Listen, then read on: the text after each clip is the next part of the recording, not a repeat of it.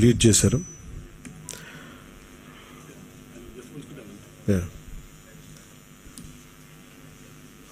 ఇందాక మాట్లాడుతూ ఉంటే ఒక బ్యూటిఫుల్ ఫోటోగ్రాఫ్ వచ్చింది.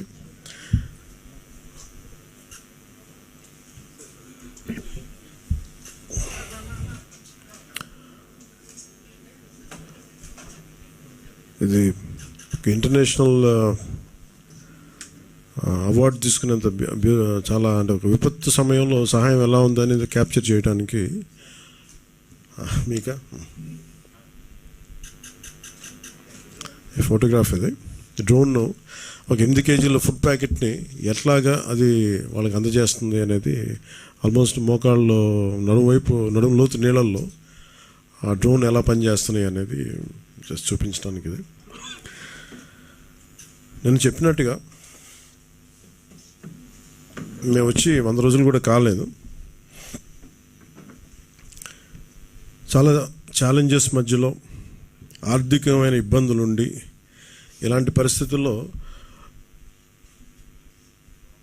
చాలా సమర్థవంతంగా రాష్ట్ర ప్రభుత్వం అధికార యంత్రాంగం పనిచేయడానికి ఇది చాలా బలమైన తార్కాణం. అది గౌరవ ముఖ్యమంత్రి శ్రీ చంద్రబాబు గారి అనుభవం ఇలాంటి విపత్తు సమయంలో చాలా బలంగా తెలియజేస్తూ ఉంది, మనకి చూపిస్తూ ఉంది. అలాగే 2014-19లో కూడా ఆయన ముఖ్యమంత్రిగా ఉన్నప్పుడు హుద్ తుఫాన్ డిజాస్టర్ మేనేజ్మెంట్ కూడా ఎంత బాగా చేశారో తెలిసిందే. ఆ టైంలో కూడా నేను ఒక 50 లక్షల రూపాయలు డొనేషన్ ఇవ్వడం జరిగింది. నిన్న కూడా ఒక 1 కోటి రూపాయలు డొనేషన్ ఇవ్వడం మనం ప్రకటించడం జరిగింది. త్వరలోనే అది ఆయన చేతికి అందజేస్తాను సీఎం రిలీఫ్ ఫండ్కి. మెయిన్ ఇది అందరూ మాట్లాడుతున్నట్టు ఇది బుడమేరు పరివాహక మనకి దీనివల్ల ఇంత విపత్తు సంభవించింది, విజయవాడకి శాపంగా మార్చినాయి అని. నిన్న అంటే ఒకటి ఈజీగా ఏ ప్రభుత్వాన్ని తిట్టేయడం చాలా తేలిక. గతంలో కూడా చూస్తే మనం పోయినసారి కూడా వైసీపీ ప్రభుత్వం ఉన్నప్పుడు నేను చాలాసార్లు మాట్లాడినప్పుడు చాలా ఒక నియమాలతో నియంత్రణతోనే మాట్లాడేవాడిని. అలాగే మీ దృష్టికి ఏం తీసుకొస్తున్నానంటే బుడమేరు పరివాహక ప్రాంతంలో దాదాపు 90% ఆక్రమణలు ఉన్నాయి.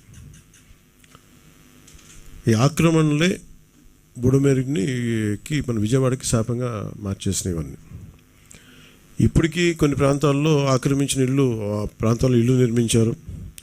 తర్వాత నిర్మించిన ఇళ్ళకి అవుట్ఫుల్ డ్రైన్స్ లేకపోవడం, వరద ఎటు వెళ్తుందో తెలియక అది విజయవాడ సగం నగరాన్ని వరద నీరుతో ముంచెత్తేసింది. ప్రతిసారి ఇప్పుడు మీరు హైదరాబాద్లో చూసినా కానీ వీళ్ళు వాళ్ళ హైడ్రా అని చెప్పి వాళ్ళు స్టార్ట్ చేసి డెమాలిషన్ డ్రైవ్ కొన్ని 100 చెరువులు ఉన్న ప్రాంతాన్ని, లోతట్టు ప్రాంతాలని, ఫుల్ ట్యాంక్ లెవెల్ ప్రాంతాలని ఒక 20 ఇయర్స్గా 30 ఇయర్స్గా ఏం లేదు, వరద లేదు, నీళ్లు లేవు అని చెప్పి ఇల్లు కట్టేయడం జరిగింది అక్కడ కూడా.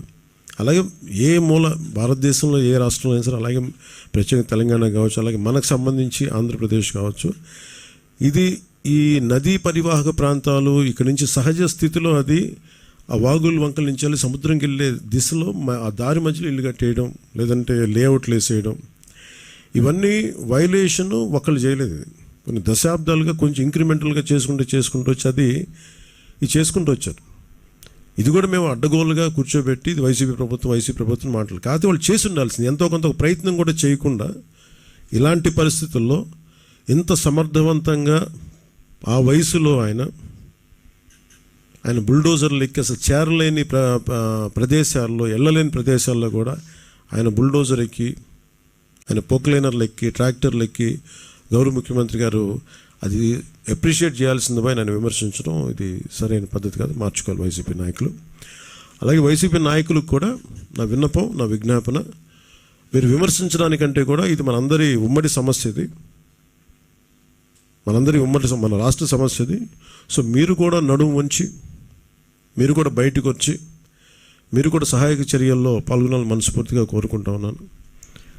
అలాగే గత 2-3 రోజులు నేను కనిపించట్లేదు అది ఇది అని మాట్లాడుతాను. ఒకటి చెప్తాను, ఇప్పుడు నేను వస్తే నాకు ఇబ్బంది ఏంటంటే ఈ సహాయక చర్యల్లో ఇబ్బంది పడిపోద్ది.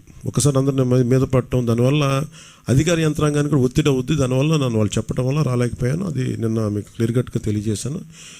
ఇంకా దీన్ని విమర్శించాలని ఎవరన్నా వైసీపీ నాయకులు అనుకుంటే భవిష్యత్తులో ఎప్పుడైనా సరే మీరు నాతో పాటు రావచ్చు, ఎక్కడికైనా సరే నాతో పాటు నా కాన్వాయ్లో తీసుకెళ్తాను మిమ్మల్ని, నాతో పాటు నడవండి. ఎలా ఉంటుందో మీకు అర్థం చేసుకున్నప్పుడు అప్పుడు మీరే సలహా ఇస్తారు. అందుకని దయచేసి దీన్ని ఒకసారి మీ దృష్టికి తీసుకొస్తారు. కానీ విమర్శించే వైసీపీ నాయకత్వానికి ఎవరికైనా సరే రాష్ట్ర ప్రభుత్వం చేస్తున్న ఈ చర్యల మీద ఎవరన్నా విమర్శించదలుచుకుంటే వాళ్ళందరికీ కూడా ఫస్ట్ మీరు సహాయం చేసి మాట్లాడండి.